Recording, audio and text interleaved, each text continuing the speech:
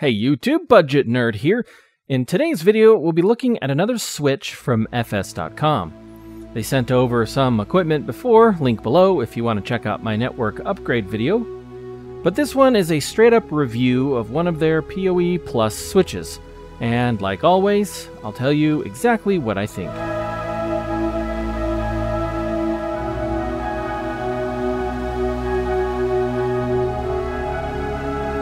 Meet the S3410-10TF-P, a mouthful in the model number department for sure.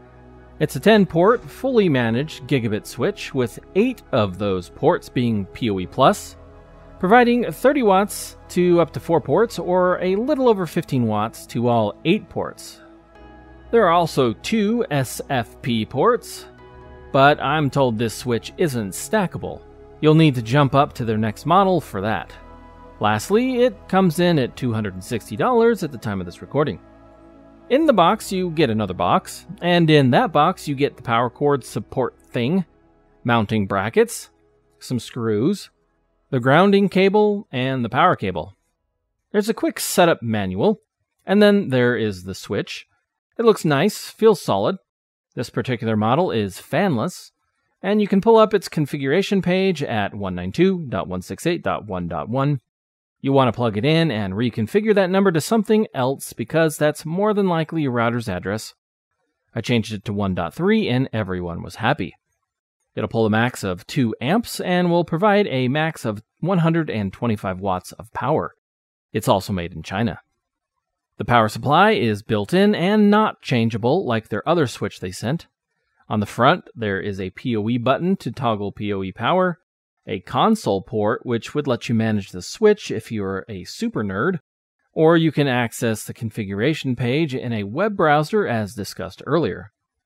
It's a pretty good looking switch and it has a decent amount of weight to it, 5.5 pounds to be exact, or 2.5 kilograms. It also comes with a 5-year warranty. Since there are only 8 PoE Plus ports, some specs are lower than their other switches, like a smaller IPv4 routing table, a slower ARM A9 processor clocked at 400 MHz instead of 1 GHz, and a slower forwarding rate, but it's to be expected. Because of this and other factors, of course, it's small enough, barely, to fit in my rack. It's just shy of 12 inches deep. It does come with some rubber feet, should you decide to put it on a table. After mounting it, I plugged it into my existing non-PoE switch and then plugged in an Anki PoE security camera, review coming soon. Aside from that and an older Zycell access point I reviewed several years back, I don't have any other PoE devices. As expected, no issues seen on the camera, and when testing the other ports for power, they all seem to check out. Since it's a fully managed switch, let's check out the web console. Again, there are several ways to manage this switch. I just find this to be the easiest. Once connected to the switch, or connected to the network it's a part of, type in its IP address, which is 192.168.1.1 by default, and you should change that if it shares an IP address with another device on your network, and then sign in. The default username and password is admin, and it does have you change the password after you log in the first time. In here you can see and manage some of the things you'd expect. I don't want to cover all of it, but here are a few highlights. You can see the status of the ports, set up VLANs, edit the L3 port, which is where you'd change the IP address of the switch or the default VLAN on the switch, change individual or L2 port settings, like assign VLANs, add port descriptions, change port modes or disable them.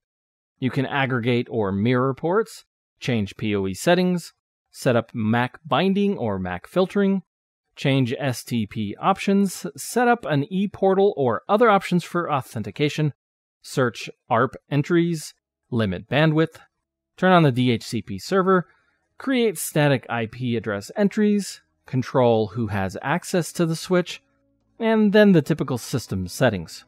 The list is pretty long, and if you want to check out the full list, there's a link to their specs in the description.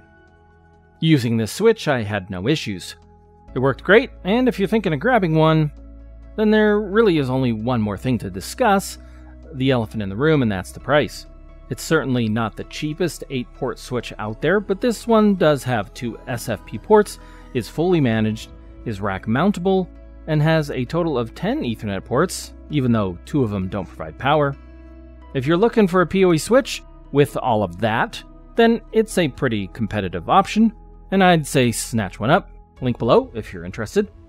Would you recommend a different one? I'll be doing a review of TP-Link's new 8-port multi-gigabit L2 Plus managed PoE switch coming soon. Options are good, so share your thoughts in the comments so we can all make a better decision, and thanks for watching.